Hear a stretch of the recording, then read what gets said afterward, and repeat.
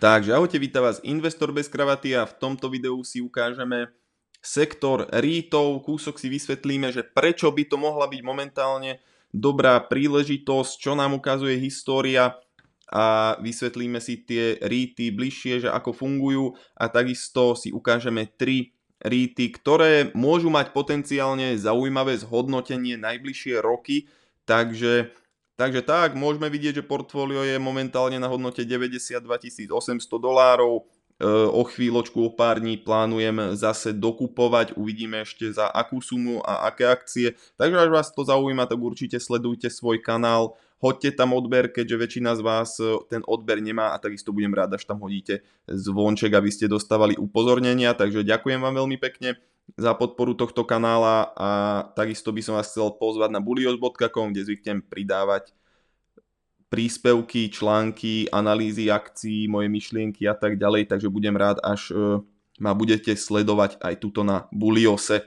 Takže poďme sa rovno pozrieť na tie REITy a keď si porovnáme výnos REITov a S&P 500 od roku 2020, tak môžeme vidieť, že tá S&P 500 spravila 164% a zatiaľ čo Equity REITs spravili 37%, takže tie REITy výrazne zaostávali za trhom, ale v roku 2026 sa tam už začína objavovať menší obrad, keďže REITy spravili 14,3% a zatiaľ čo S&P 500 13,7%, ale môžeme vidieť, že minulé roky to tak nebolo. Rok 2025 S&P 500 17,9%, REITy 2,3%, 25%, 4,9% a tak ďalej, čiže ten rozdiel tam bol naozaj veľký. Tuto v roku 2021 tie REITy výrazne porazili trh, ale v roku 2020 ich výrazne underperformovali.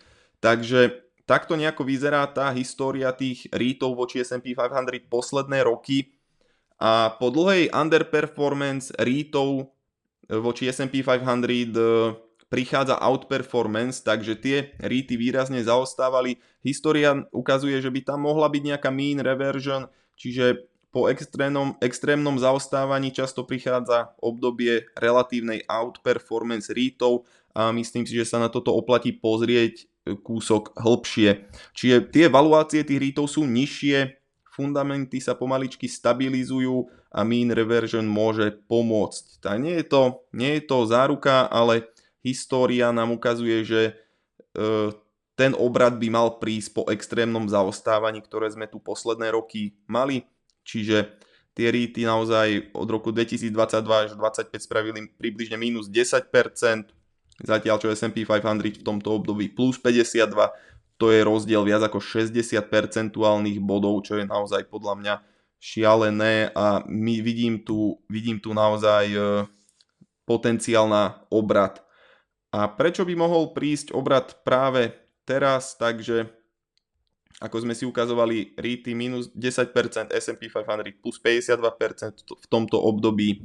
Teraz sa to už začína kúsok zobúdzať tie REITy a zatiaľ čo fundamenty vypadajú fajn, FFO tam rástlo 14,8% a public/private valuation gap je 17 kvartálov, čo je rekordne dlho. Takže nová výstavba sa spomaluje, sadzby sú vysoké, ale sú zase stabilnejšie. Mnohé REITy majú fixný dlh a dlhšie splatnosti a valuačný diskount je tam stále zaujímavý, takže tento rok 2026 môže byť začiatok normalizácie a nie len krátky odraz od tých spotkov. Takže REITy majú viac motorov rastu, čiže ten total return REITu, musíme sa na to pozerať takto, že rastie tamto AFFO per share. REITy väčšinou ponúkajú vysokú dividendu, keďže musia vyplácať 90% zo zisku akcionárom, takže tá dividenda tam býva dosť vysoká. A keďže tie multiply sú tam rekordne nízke, na niektorých firmách očakávam tam aj rozšírenie multiplov, takže je tam naozaj viac motorov rastu a to AFFO per share by mohlo rásť kvôli vyšším nájmom, lepšej obsadenosti, nové investície, akvizície, rast cashflowu na akciu. Vysoká dividenda, ktorá je významná časť celkovej návratnosti REITov a je dôležitá najmä pri lacných valuáciách. keďže tam ten dividend yield bude určite vyšší. Samozrejme sa tam musíme pozerať na to, či tá dividenda je udržateľná, či ju tá firma bude ďalej zvyšovať. Takže rozšírenie multiplov, ten nastane, keď sa ten sentiment zlepší, valuácie sa znormalizujú a price per AFFO môže ďalej rásť. A keď sa spoja všetky tieto tri motory, REIT môže priniesť veľmi silný total return. Takže je tam naozaj viac tých motorov rastu. A prečo je total return viac než len rast ceny? A prečo majú REITy zaujímavé dividendy? REITy často vyplácajú vyšší podiel cashflowu investorom, keďže zo zákona to tak musia robiť. Sa mi zdá, že je to nejakých 90% cashflowu a preto býva ten dividendový výnos atraktívnejší než pri bežných firmách. A ako funguje tá dividendová story? Nájomné, ktoré vedie k AFFO, vyplácajú toto AFFO vo forme dividende rovno investorom, takže dividenda je vlastne hotovosť, ktorú investor dostáva počas čakania na rast ceny akcie, čo môže byť pre mnohých investorov veľmi zaujímavé. A čo je dôležité sledovať je total return, nie len cenu akcie, AFFO per share, pokrytie dividendy cez AFFO a udržateľnosť tejto dividendy. Pri týchto REIToch je tam veľmi veľa firiem, ktoré majú šialenú dividendu, ktorá je neudržateľná, takže treba tam naozaj pozerať cez to pokrytie, cez AFFO, lebo väčšinou tieto firmy, čo vypadajú až príliš dobre a majú príliš vysoký ten dividend yield, môžu tú dividendu katnúť veľmi rýchlo a vy na tom prerobíte, hej, dostanete menšiu dividendu a potom akcia crashne, dajme tomu 50% kvôli tomu, že investorom sa to nepáči, že tú dividendu katli. Takže pri REIToch tvorí dividenda veľmi veľkú časť investičného príbehu, aj keď cena akcie krátkodobo stagnuje, tak tá dividenda zvyšuje celkový výnos a dostávate zaplatené za to, že čakáte, čo sa mne tiež celkom páči. Aj keď teraz REIT žiadny v portfóliu nemám, ale celkovo sa mi tie REITy stále páčili a myslím si, že teraz by mohol nastať aj nejaký ten zaujímavejší obrat, keďže tie REITy sa už dlhodobo naozaj vlečú, underperformujú a teraz tento rok sa ten obrat mierne začal. A pri REIToch musíme sledovať FFO alebo AFFO per share. A čo je vlastne to FFO? FFO je metrika, a dajme tomu ako pri akciách je EPS, tak pri REIToch sa pozeráme na FFO a FFO je čistý zisk plus odpisy a amortizácia mínus zisky z predaja nehnuteľností.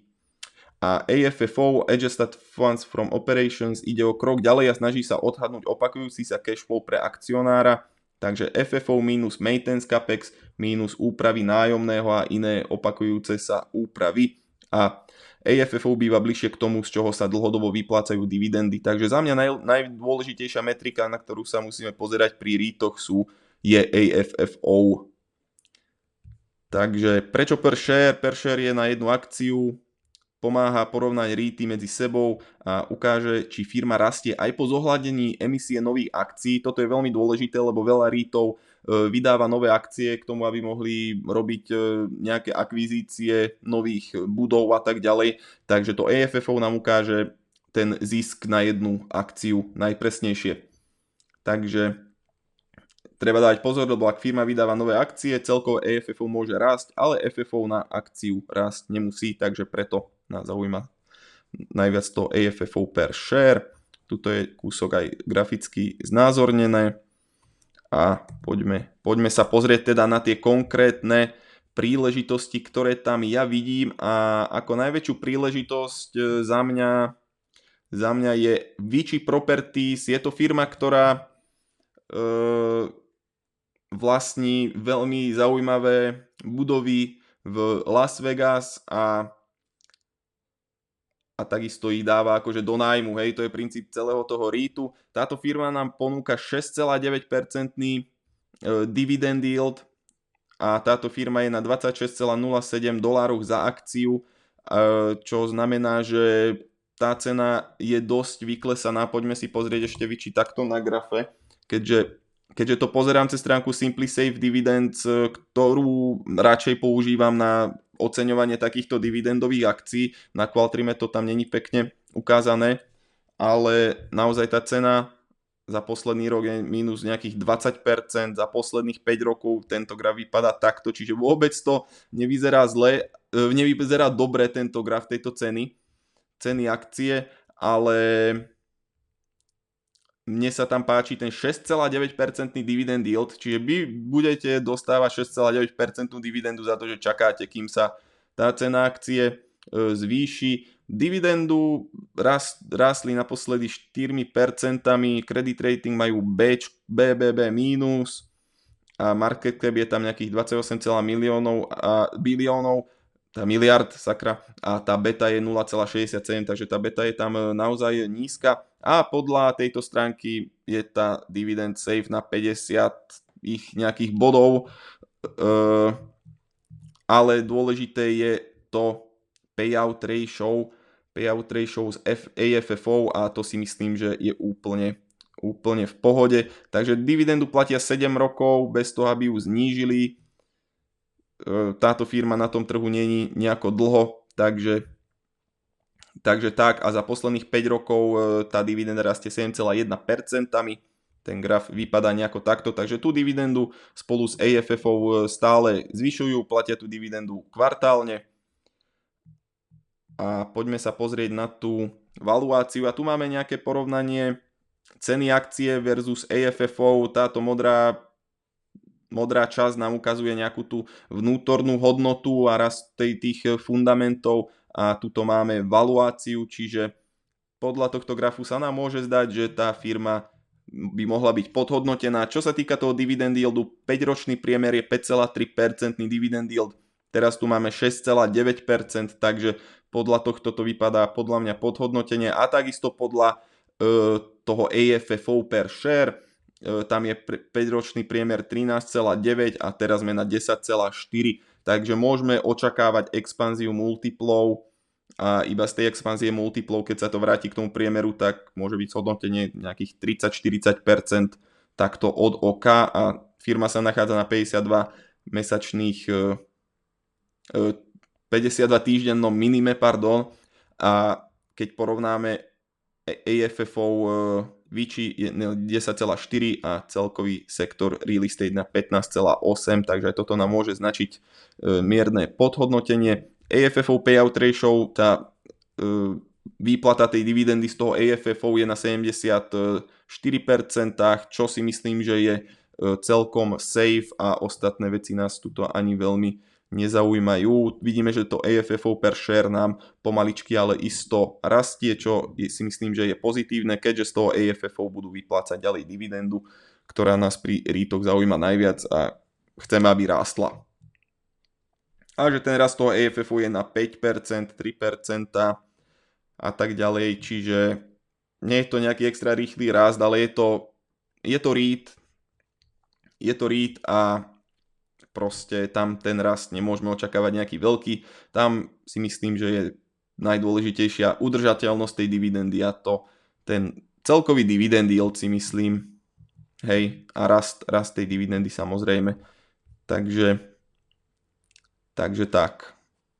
A vidíme, že zvyknú vydávať nové akcie, ale to je normálne a pokiaľ bude rásť naďalej to AFFO per share, tak si myslím, že ten problém by tam byť nemal, hej, a tieto ostatné metriky nás až tak pri REIToch nezaujímajú. Takže Vici Properties za mňa veľmi zaujímavá stávka a na týchto cenách a na takomto yielde si myslím, že tam je potenciál zhodnotenia veľký, hlavne keď sa celý ten sentiment na tie REITy zmení a bude ten sentiment lepší, lebo teraz je ten sentiment naozaj hrozný, je to na rekordne nízkych valuáciách, rekordne vysoký dividend yield, takže tuto ten potenciál vidím dosť veľký. A ďalšia firma je Mid America Apartments, tu je tá dividenda už podľa tejto stránky viacej safe, dividend yield majú 4,62%, podľa nich je tá firma reasonably value, čiže má nejakú takú férovú hodnotu. Dividendu dvíhali iba 1%, čo je dosť pomaly, ale majú credit rating A-, čo je o dosť lepšie ako pri tom Vici Properties. A táto firma vlastne má apartmány niekde na Floride a tak ďalej, Mid-Amerika. Je to časť Ameriky, kde veľa ľudí migruje, kde sa veľa ľudí sťahuje a myslím si, že táto firma by z toho naozaj mohla ťažiť. Je to dlhodobo podľa mňa veľmi kvalitná firma. Tá cena tej akcie sa tiež dlhodobo veľmi nikde neposunula, takže poďme si pozrieť ešte, počkajte toto. Snáď, je to tu, áno, je to tu aj na Boliose. Poďme sa pozrieť na tú cenu tej akcie a môžeme vidieť, že od tých vrcholov za ten posledný rok mínus nejakých 8% a od vrcholov roku 2022 mínus 40% dokonca. Takže tam vidím akože zaujímavý potenciál toho, že by tá firma mohla spraviť aj nejaký zaujímavý total return plus k tomu nám platiť zaujímavú dividendu, keďže tá cena naozaj išla od toho roku 2021-2 dole o 40%, čo si myslím, že je dosť veľký výpredaj. A fundamenty firmy nevypadajú vôbec zle. Takže dividendu platia už 31 rokov bez toho, aby ju znížili a nejakých 15 rokov ju neustále zvyšujú, čo sa mi tiež celkom páči. Takže vidíme, že ten rast posledné kvartály sa kúsok spomalil, ale za posledných 5 rokov tá dividenda rastie 8,7%, čo je dosť rýchle tempo si myslím a môže sa tam kľudne ďalšie kvartály ten rast dividendy zvýšiť. Takže podľa tohto grafu to vypadá tiež tak férovo až podhodnotené, hej. Takže tak, čo sa týka toho dividend yieldu, 5-ročný priemer je 3,85, teraz sme na 4,62 a to 5-ročné AFFO, price to AFFO je 18,8, teraz sme na 17,7, čiže nie je tam až taký veľký discount ako pri Vici Properties, ale myslím si, že tuto by sa to tiež mohlo celkom otočiť. To AFFO payout ratio majú na 82%, čo je tiež safe, čiže pokiaľ to není vyše 90, tak si myslím, že je to úplne v poriadku. Adjusted AFFO per share, tuto vidíme takú menšiu stagnáciu, ide to do strany, preto ani tá dividenda až tak nerastie, ale myslím si, že by sa to mohlo otočiť, ale to AFFO per share nám padá. Tam bol obrovský rast v roku 2021-2022 v tom AFFO, potom to kúsok kleslo, takže tak, ale čo sa mi páči je, že shares outstanding sú už pár rokov flat, hej, na 117 miliónov, takže nevydávajú nové akcie, ale zároveň ani nerobia nové akvizície. Takže tiež zaujímavá firma, na ktorú sa podľa mňa môžete pozrieť bližšie.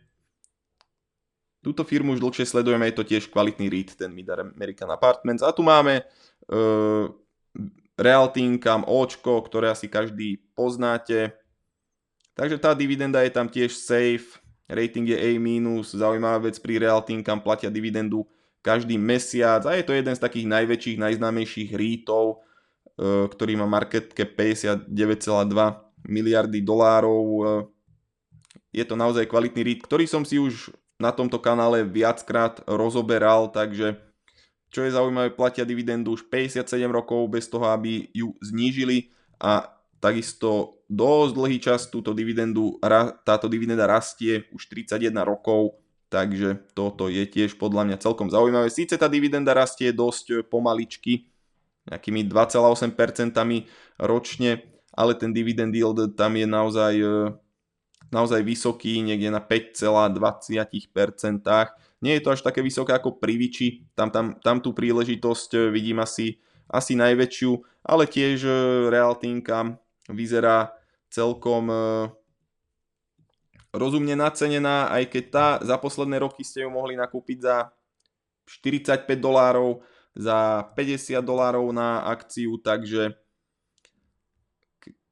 keď sa na to pozrieme v tomto zmysle, hej, tak to nie je úplne drahé a nie je to úplne lacné a skôr by sa mi tá cena páčila niekde okolo tých $55 za akciu. By som kľudne kľudne nakúpil, takže uvidíme, či tam pri Realty Income príde nejaký prepad, ale ten potenciál toho rastu, keď príde nejaké to oživenie tých REITov, naozaj, že sa tie REITy rozbehnú, sentiment sa zmení, tak môže táto akcia kľudne vyrásť ešte vyššie a uvidíme, ako závisí to veľa aj od tých úrokových sadzieb, samozrejme, že ako sa budú vyvíjať, ale Realty Income by sa mi páčil na $55, dajme tomu, ako taký value play. Tuto sa mi to už zdá kúsok drahšie na tých 63.